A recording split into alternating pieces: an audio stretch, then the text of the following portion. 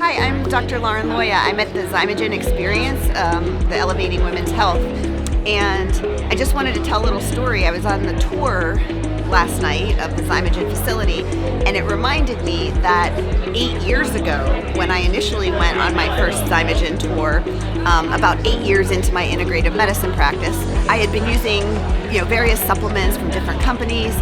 and I went on that tour, and when I saw the cleanliness and spotlessness of the facility, when I saw the care that was taken to keep ingredients in quarantine until they were proven to be safe and uncontaminated, and then the testing that ensured the quality for my patients, I was completely sold on XYMOGEN, and I actually stopped using most of those other brands and primarily now use XYMOGEN in our practice because I know that when I choose something for my patients, I'm going to see those results and my patients getting the best quality product.